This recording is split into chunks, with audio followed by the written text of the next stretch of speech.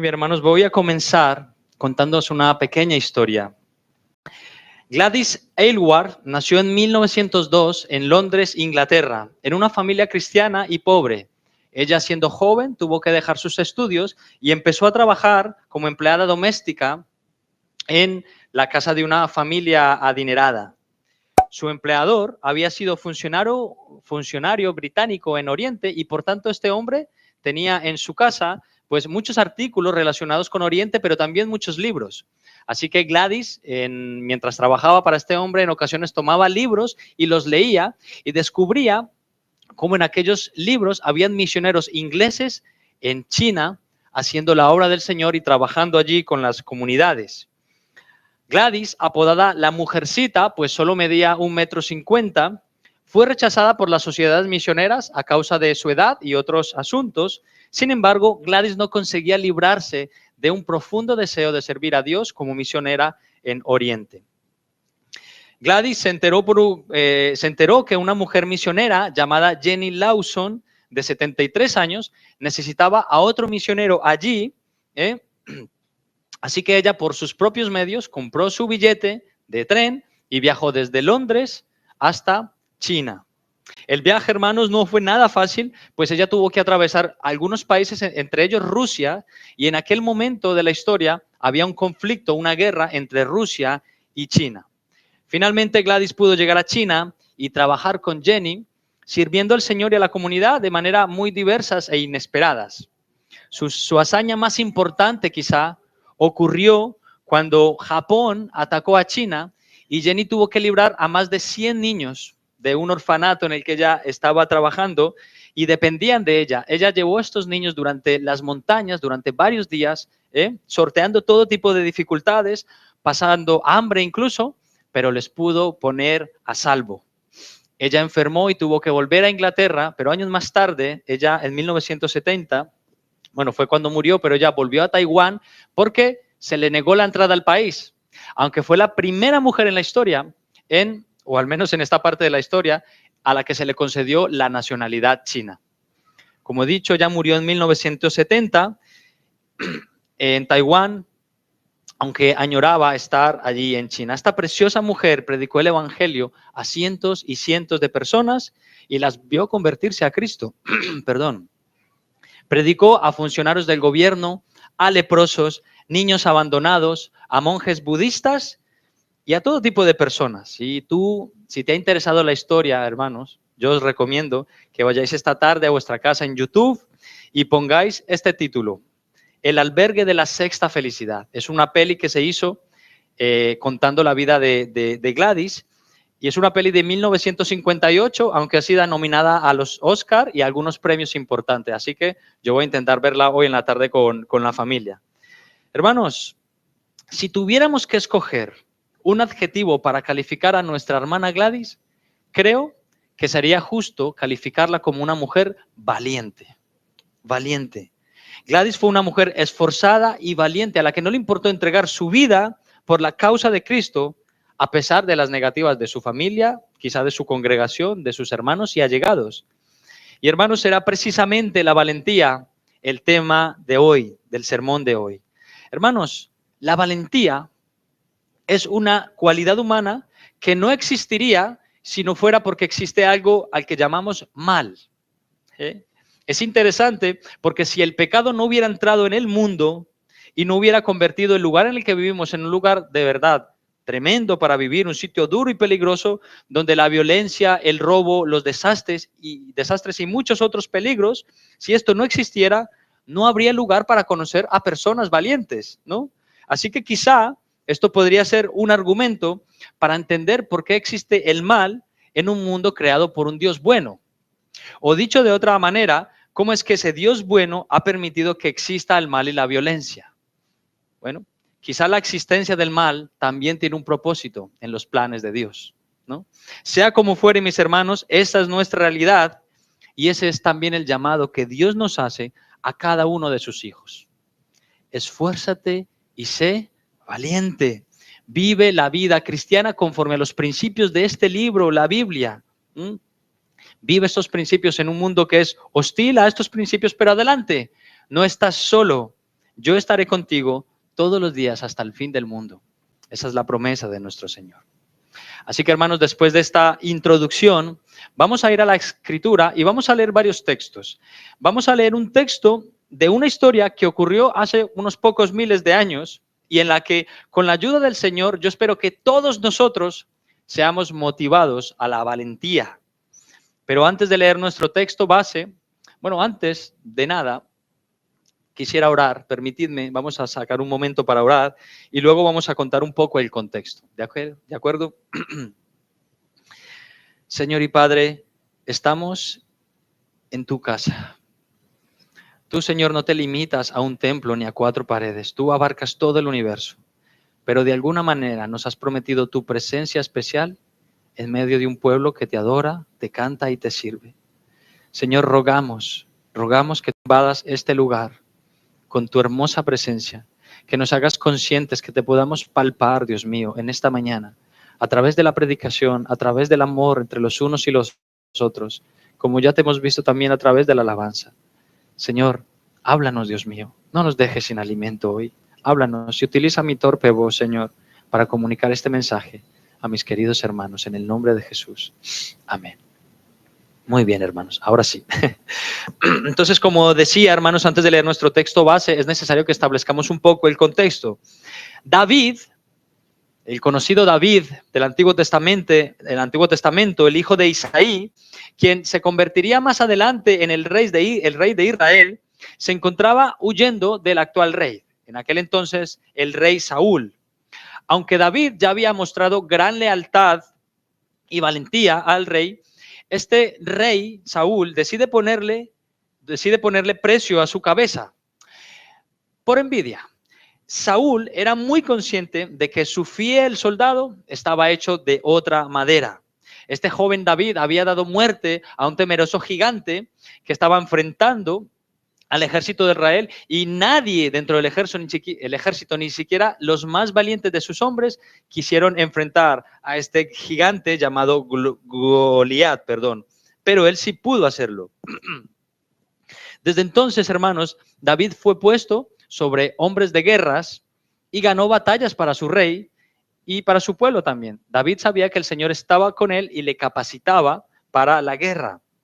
Sin embargo, en una ocasión, cuando salieron algunas mujeres a recibir al rey y al ejército, pues ellos venían de la batalla, estas mujeres cantaron: Saúl hirió a sus 1000 y David a sus 10,000.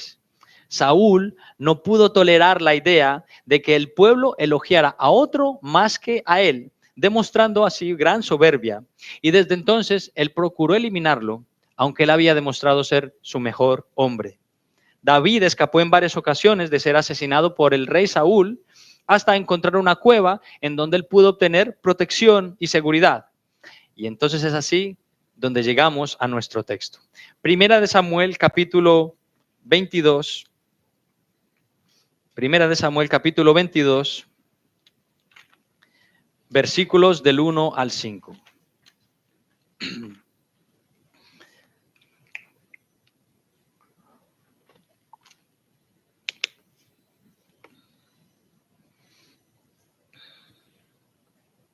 Bien, hermanos, Primera de Samuel, capítulo 22, versículos del 1 al 5. Dice así la palabra del Señor.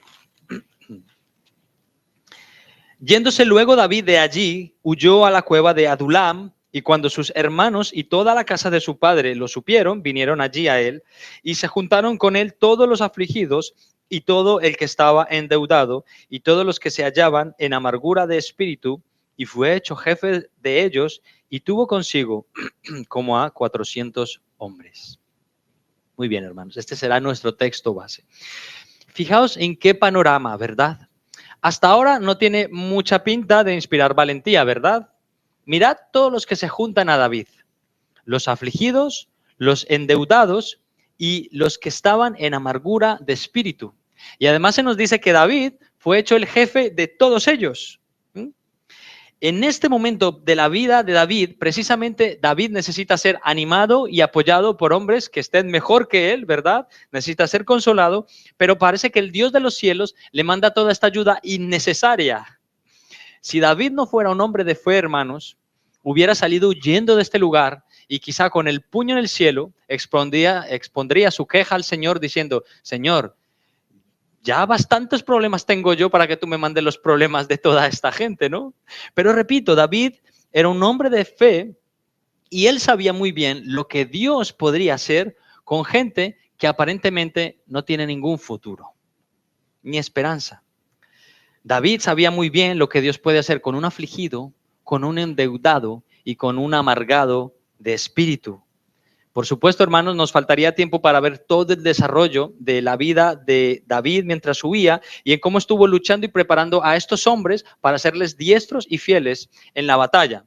Tendríamos que leer básicamente los últimos 10 capítulos de la primera carta de Samuel y toda la segunda carta de Samuel, lo cual no haremos, pero recomiendo, puesto que tiene historias, hermanos, tremendas, increíbles historias donde Dios es muy exaltado al conceder victorias en batallas casi imposibles.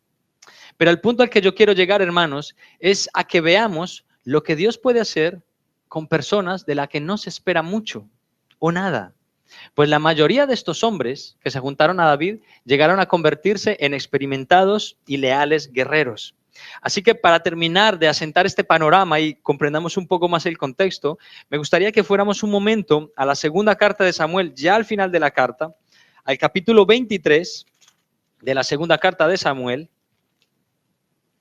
Vamos a leer a partir del versículo 8. Hermanos, estaba pensando en si leer toda esta porción, pero he decidido sí hacerla.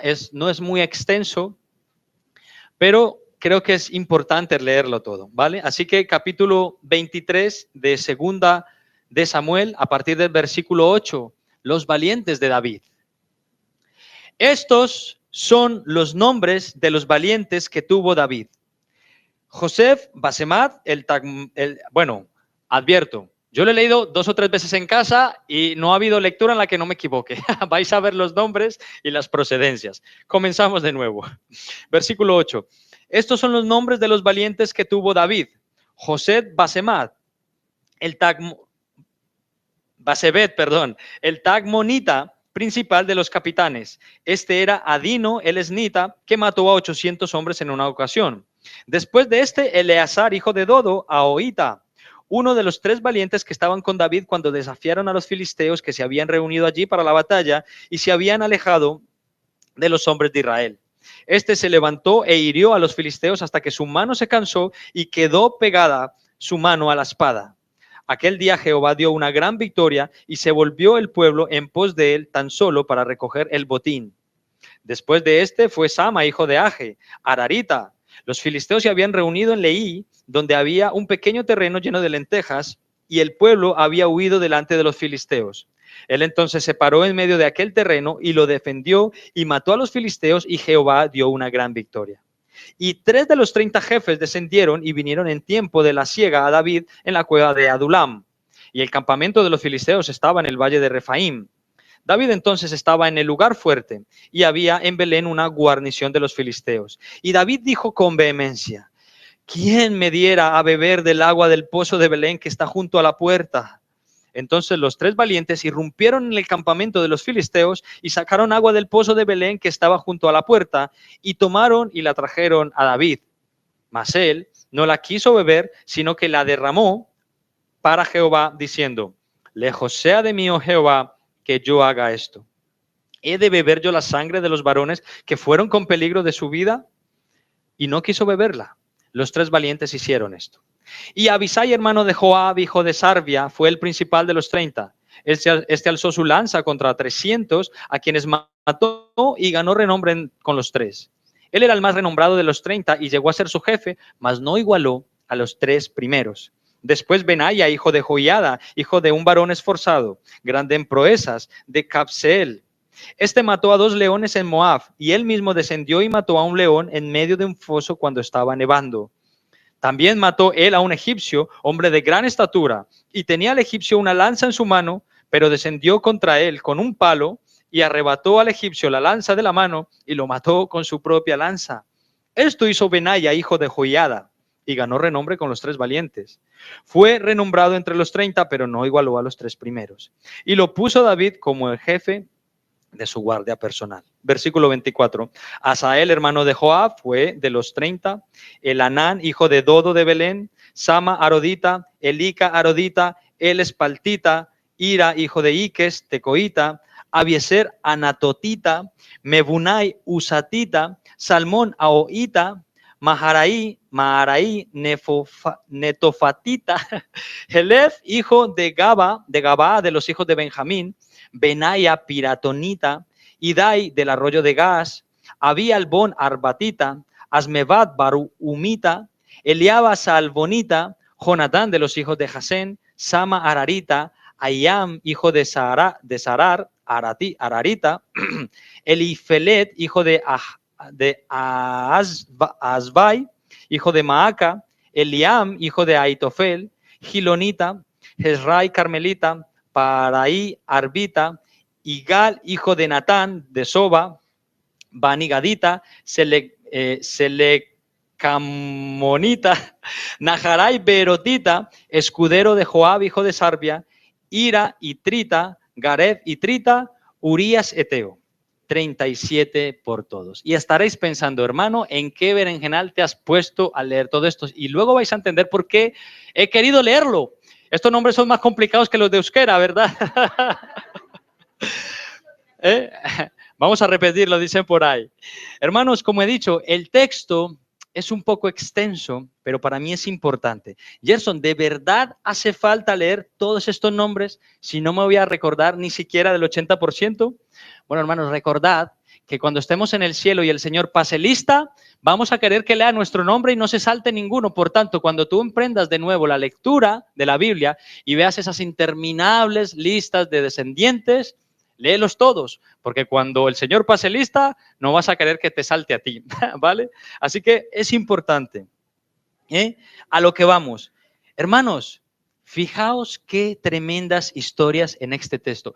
Solo se nombran algunas, pero estas son heroicas historias llenas de coraje y de valentía de hombres que solo unos años atrás eran afligidos, endeudados y amargados de espíritu. Y un grupo selecto de ellos, de estos 400 que fueron en un principio, luego fueron más, un grupo selecto de ellos fueron estos 37 valientes de David. Este grupo se esforzó más que los demás. Este grupo estuvo más dispuesto a entregar su vida por el rey.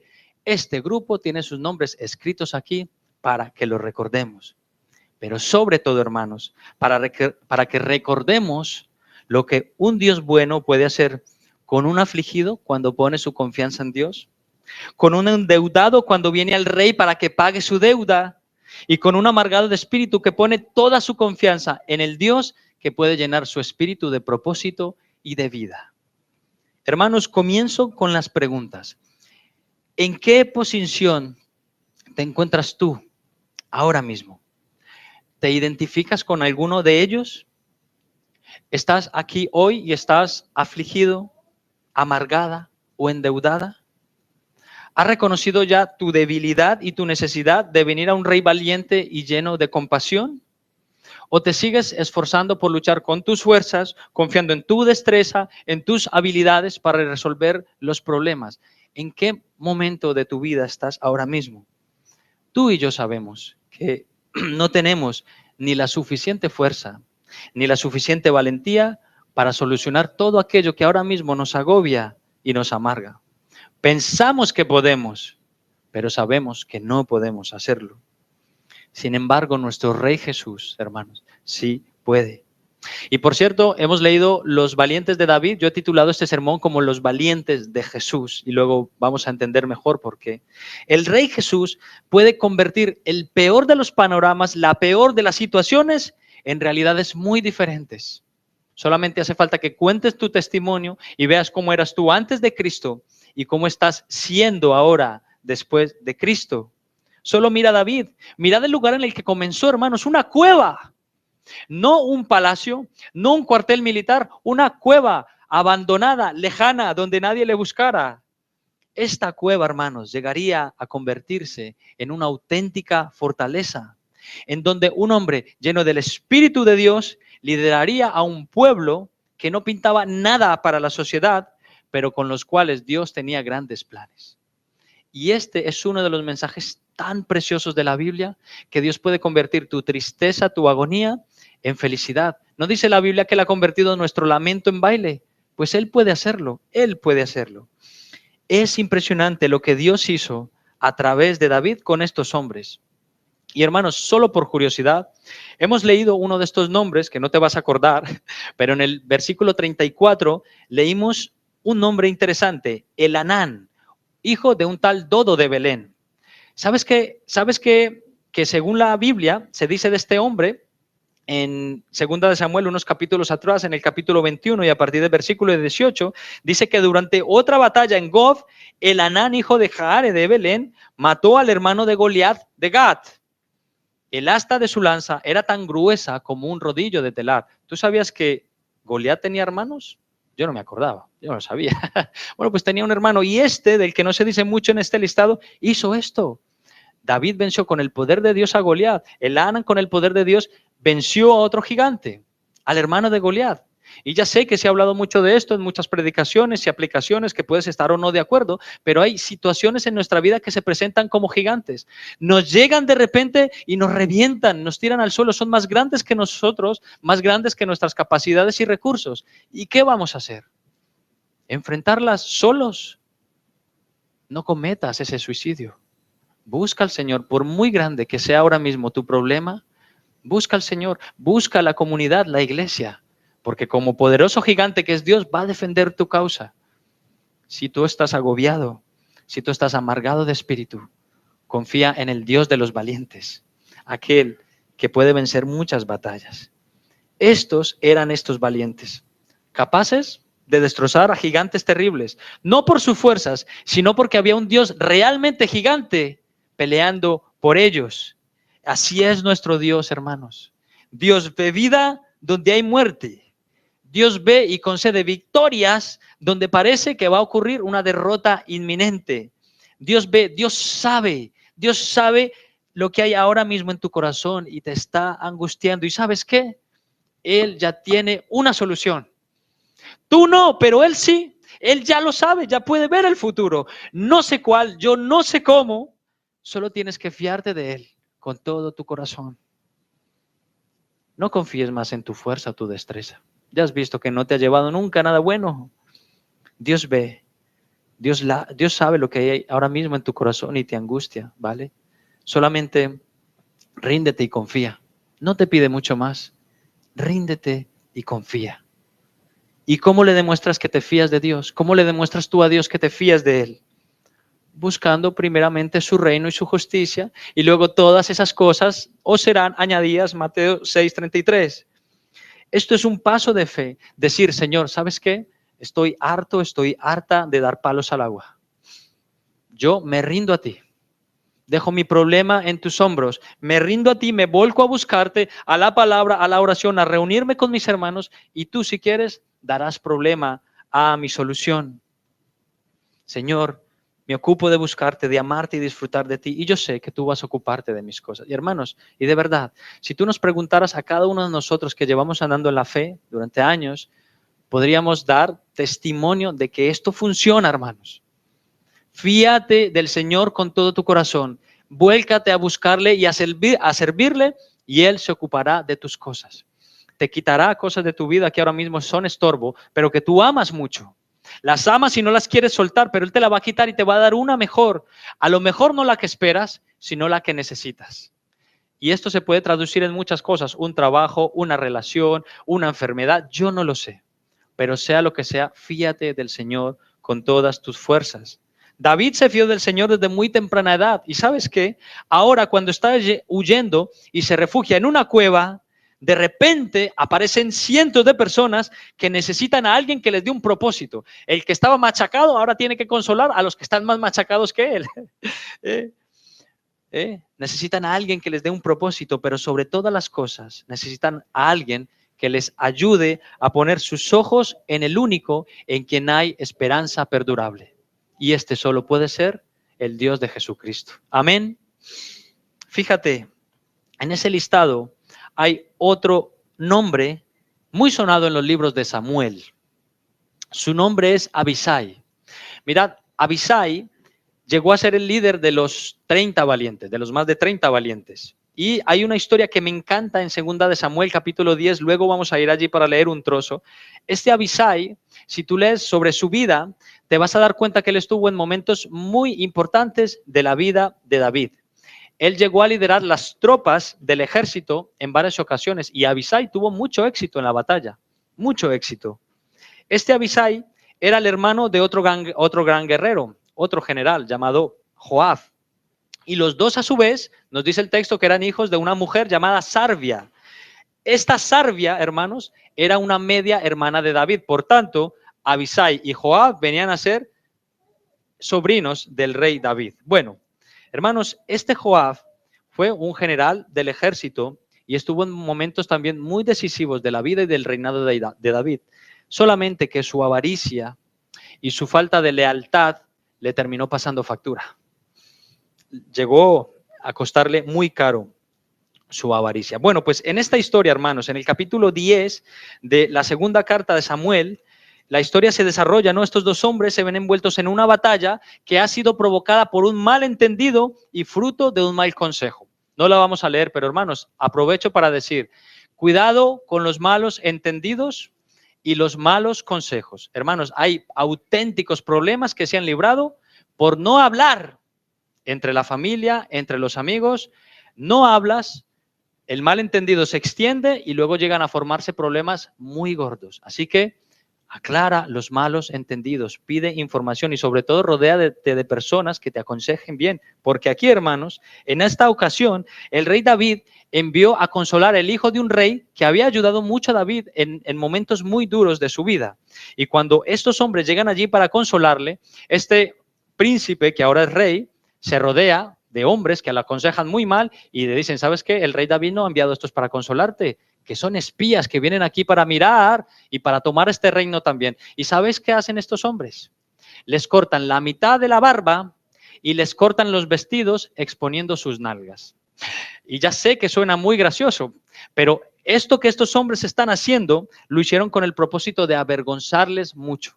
Estos hombres salen de allí sin la mitad de la ropa y con la barba cortada, llegan avergonzadísimos, así que David les dice, iros a este pueblo, tranquilos, esperad hasta que os crezca la barba y luego volvéis. Bueno, esto por supuesto fue una provocación directa contra el rey David, así que él preparó sus tropas y mientras el hijo de aquel rey también preparó las suyas, dice este texto allí que contrató además a 33,000 sicarios, 33,000 guerreros de otro país y se fue a hacer frente a David. Ya sabes, tengo mi ejército, pero por si acaso, como he oído que estos son buenos, contrato a otros 33,000 para hacerle guerra.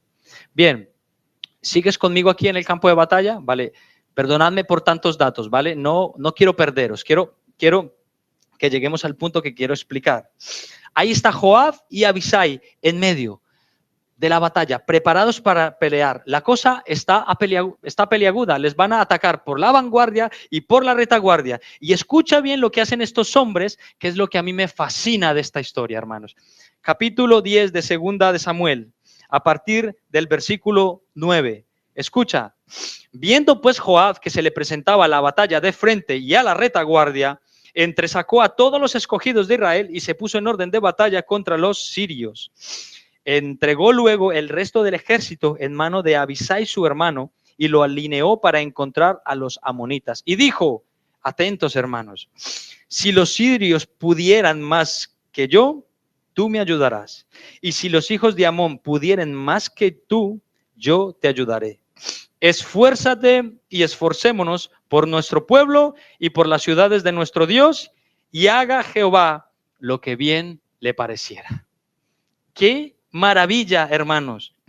Esfuérzate y esforcémonos por las ciudades de nuestro Dios y haga Jehová lo que bien le pareciere. Hermanos, estoy convencido de que esto es un ejemplo perfecto en cómo se relacionan la soberanía de Dios y la responsabilidad humana. Sabéis bien que en esta iglesia enseñamos que Dios es soberano, ¿verdad? que en su mano están los tiempos, que Él hace y deshace como Él quiere y no pide perdón ni consejo, que Dios está absolutamente al control de cada cosa en el universo y no ocurre nada sin su autorización. No se te cae un pelo de la cabeza sin que Dios lo permita. Pero a la par, enseñamos que todo aquello que está bajo tu responsabilidad y mi responsabilidad, que tenemos una responsabilidad, la necesidad de que nos pongamos en marcha para que Dios actúe, la responsabilidad de que nos consagremos a Dios por completo para ver sus milagros. Hermanos, la soberanía de Dios y la responsabilidad humana están juntos, no están divorciadas. Este texto me fascina por eso. Esfuérzate. Esforcémonos por nuestro pueblo y por las ciudades de nuestro Dios, y haga Jehová lo que le pareciera. Hermanos, esta expresión se dijo hace miles de años, pero están escritas para que tú y yo nos pongamos manos a la obra como valientes del ejército de Jesús. Amados hermanos, ahora mismo hay batallas en tu vida de las que no vas a salir vencedor si no te esfuerzas por las ciudades de Dios y por su pueblo. Dios no nos ha llamado a quedarnos cruzados de brazos, nos ha llamado al combate. Dios nos ha llamado a la guerra, hermanos. ¿Estás consciente de que estás en medio de una guerra? Cada día somos bombardeados por flechas del enemigo. Mira, llámale como quieras a esas flechas. Llámale pecado, feminismo, ideología arcoíris, deconstrucción de la familia tradicional, pornografía, pereza, pasotismo, llámale mundo, llámale como quiera a esas flechas. Pero la realidad es que estamos recibiendo un bombardeo impresionante.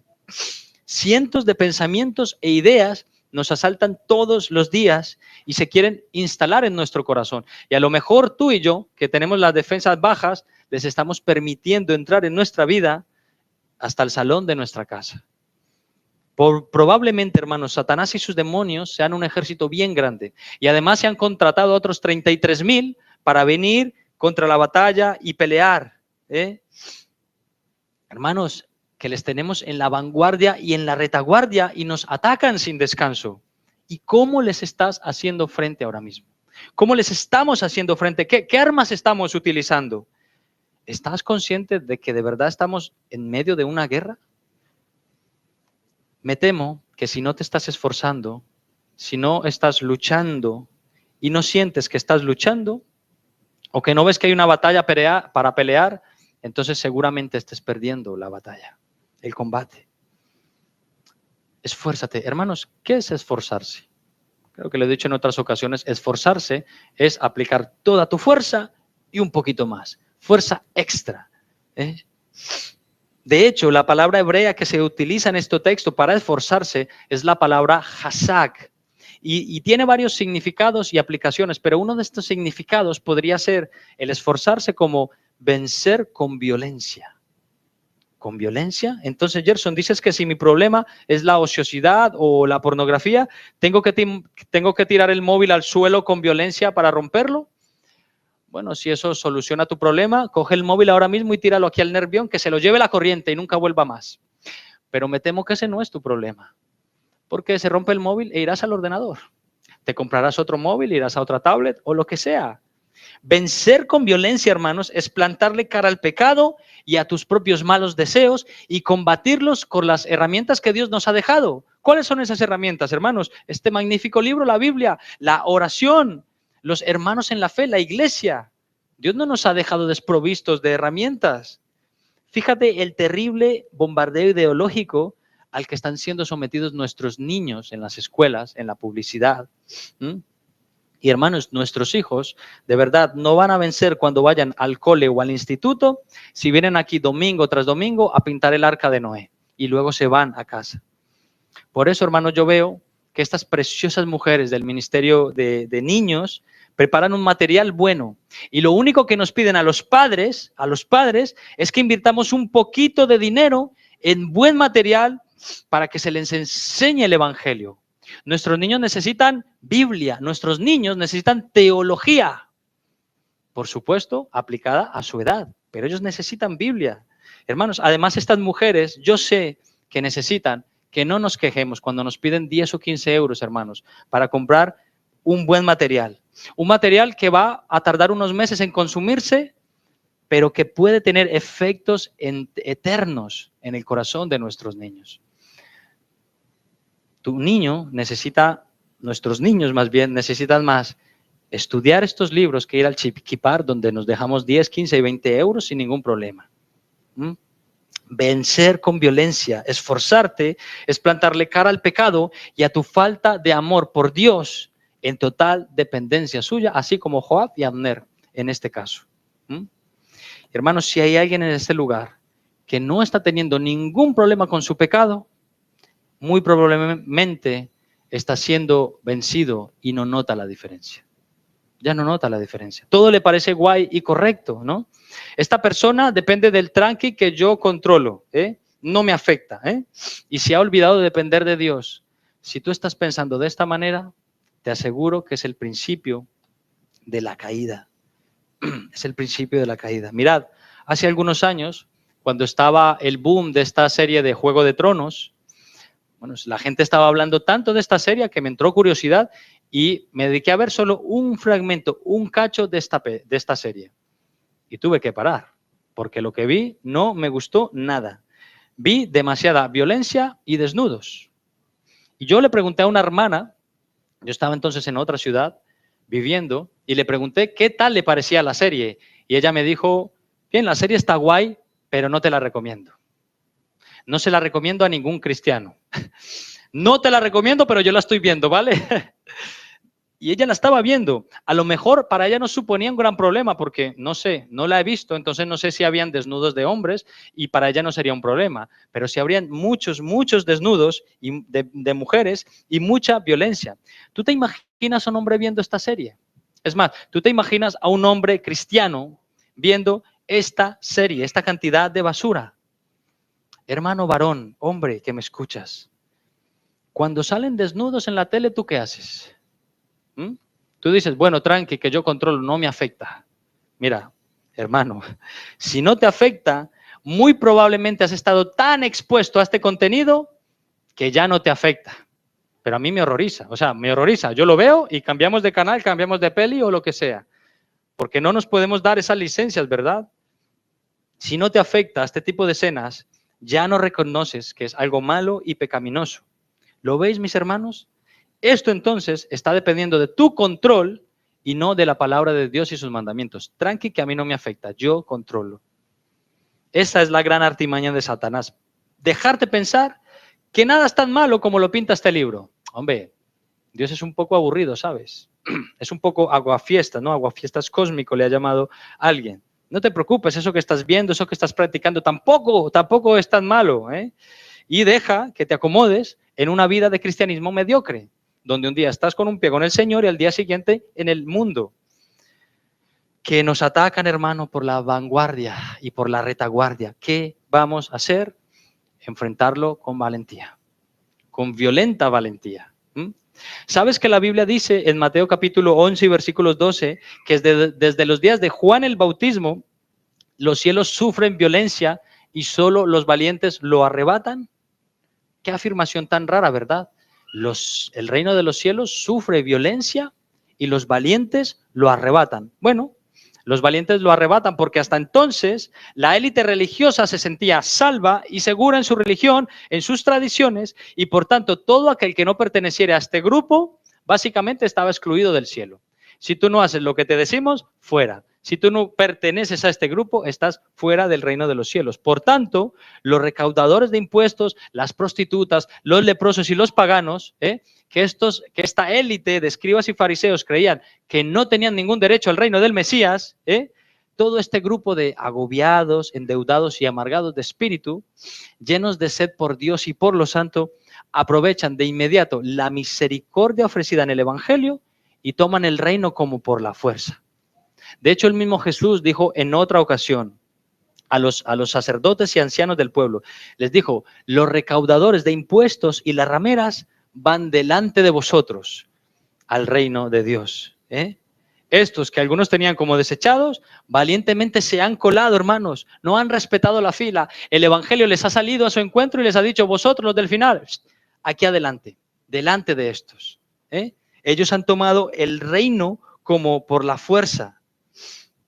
El mismo Mateo que escribe este texto, hermanos, que antes se llamaba Leví, lo había vivido en carne propia.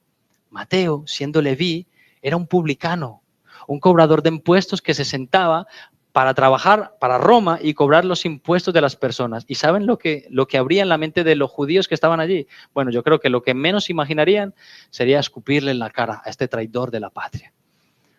Así que Mateo, cuando escucha la oferta del evangelio, dice, ¿cómo? Me salto la fila, abandono mi vida y me entrego por completo a Jesús. El grupo que Jesús escogió era muy parecido al que vino a David, endeudados, afligidos y amargados de espíritu, pescadores ordinarios, publicanos, guerrilleros, hombres torpes y toscos como nosotros.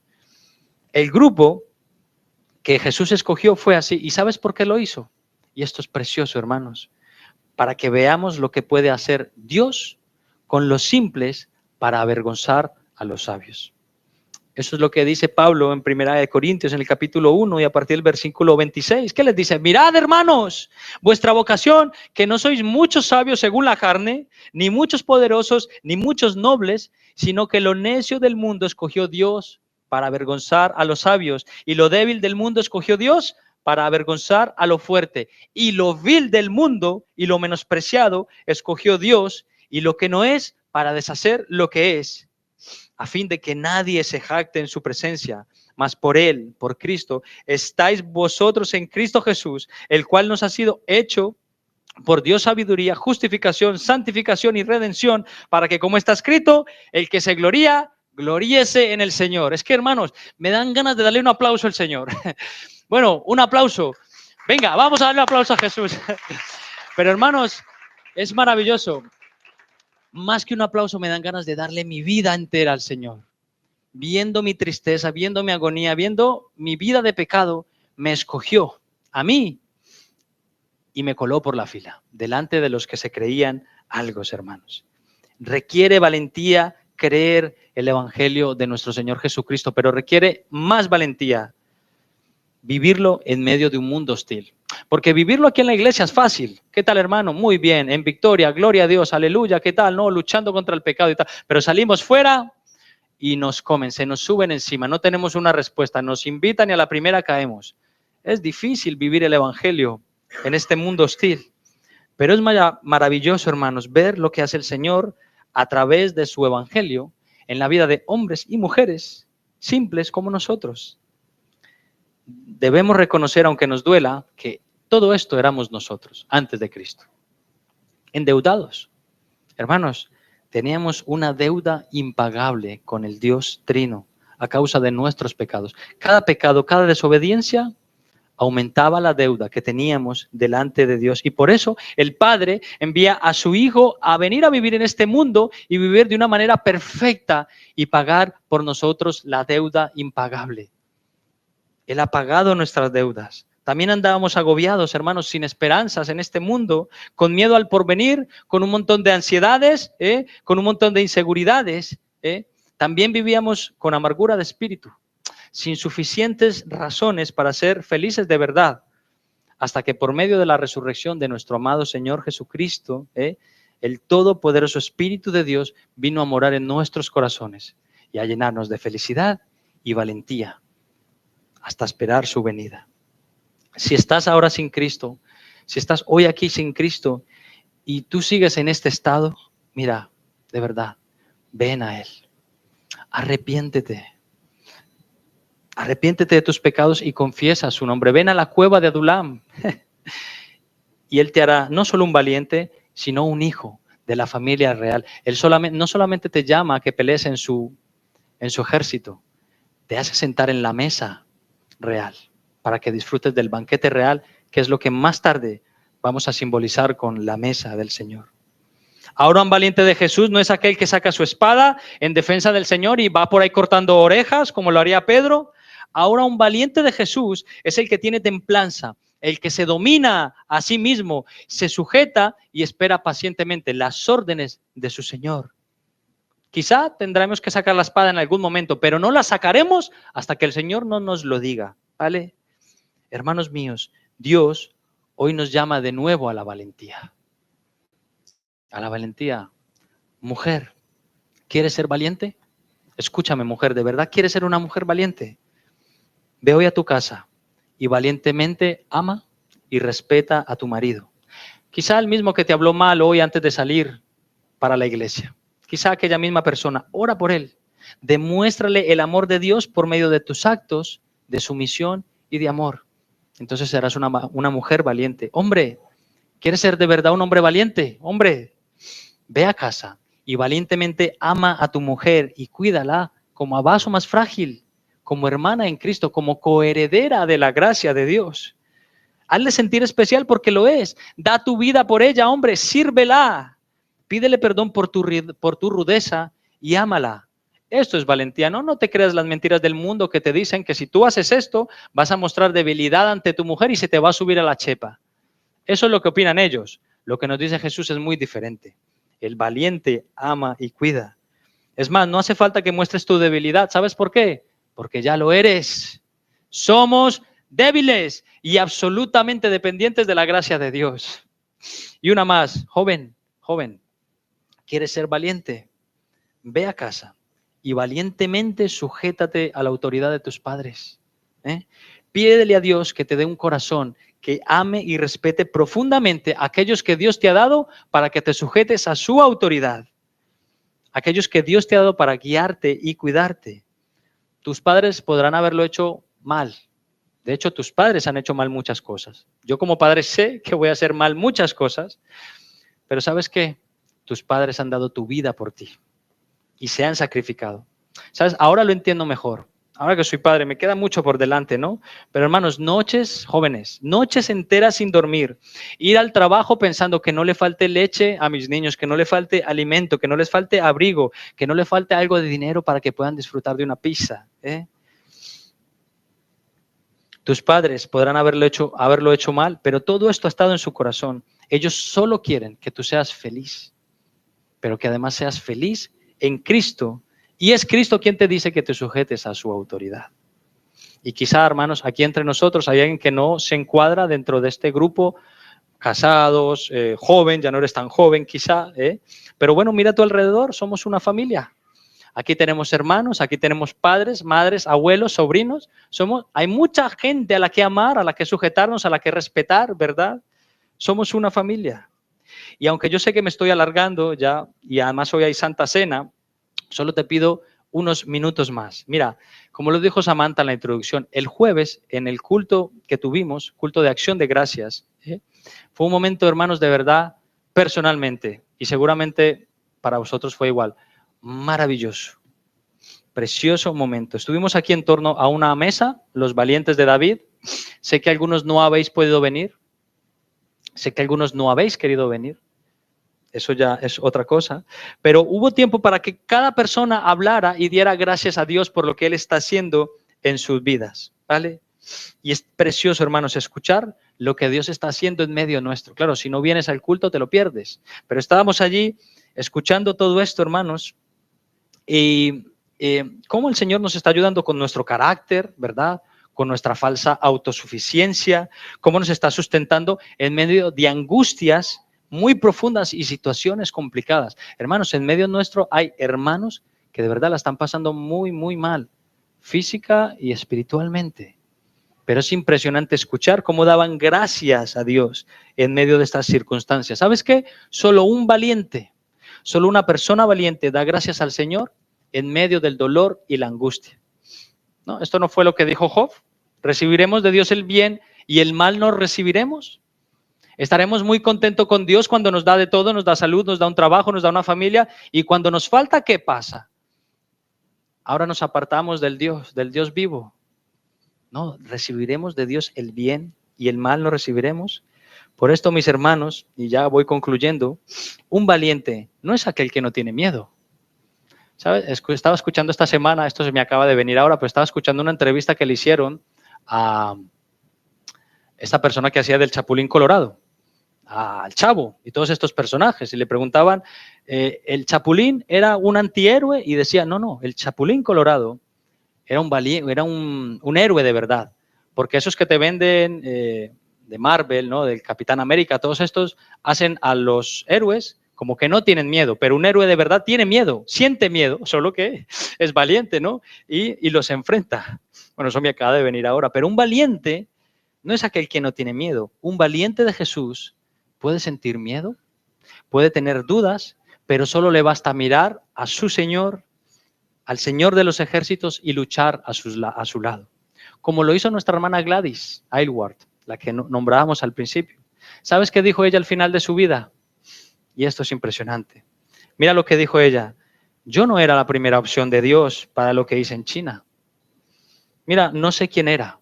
Debió haber sido un hombre instruido. Yo no sé cómo sucedió. Quizás este hombre murió o no estaba dispuesto. Y sin embargo, Dios miró hacia abajo y vio y dijo, bueno, Gladys está dispuesta. Mis hermanos, Dios no suele trabajar con los más capacitados, sino con los más dispuestos. Con los humildes, con los que están dispuestos a someterse bajo el liderazgo del Rey Jesús y de los pastores que le ha dado a su iglesia. Y es justamente cuando alguien se dispone a servir a Dios sin reservas, que Dios te capacita y te prepara para aquello a lo que has sido llamados, porque Él no mira tu capacidad. Él se mira a sí mismo y dice, yo sé lo que voy a hacer de esta persona. ¿Está dispuesto? Vamos a trabajar con Él. Así que termino preguntando, ¿qué vas a hacer? ¿Qué vamos a hacer? ¿Vas a convertirte en un valiente de Jesús o te vas a esconder ahí detrás de la multitud, donde no se te vea, donde no tengas que arrimar el hombro? Si así lo deseas, si quieres esconderte, está bien. Dios no va a dejar de amarte por eso. Pero ¿sabes qué? Vas a perderte muchas bendiciones ricas y muchas aventuras excelentes que se obtienen en el proceso cuando sirves. Sirve y sé valiente porque Jesús es digno de esto. Amén. Bien, vamos a orar. Amado Padre, qué bueno que tenemos un Dios todopoderoso, el único Dios verdadero, aquel que ha dado grandes victorias en las vidas de hombres y mujeres, Señor. Tú también has dado grandes victorias en nuestras vidas. Mira, has vencido el pecado para siempre y nos has llamado a ser parte de tu familia, para ser tus hijos. Señor, tenía esto en mi corazón para mis hermanos y yo me siento motivado y retado a vivir más valientemente, con una valentía violenta, Señor, que venga de ti. Ayúdanos, Señor, a combatir el pecado. Ayúdanos a combatirnos a nosotros mismos, a combatir contra nuestro carácter. Pero, Señor, pero no a depender de nuestras fuerzas, sino a depender de ti, que eres quien da la victoria. Señor, gracias, porque tú sí que eres valiente. Tú venciste por nosotros lo invencible, la muerte. Y por eso y mucho más te alabamos y te damos gloria en el nombre de Jesús. Amén.